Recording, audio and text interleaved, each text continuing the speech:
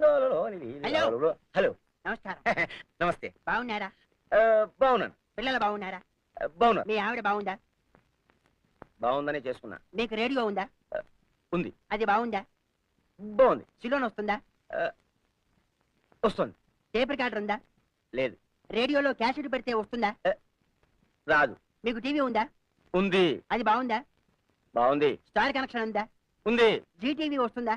వస్తుంది. కేబుల్ టీవీలో 2 పూట్ల సినిమాలు వేస్తారా? ఒక పూటే. అసలు మీ టీవీ కలరా బ్లాక్ అండ్ వైటా? Black and white. కలర్ కాదా? కాదు. ఎందుకు కాదు?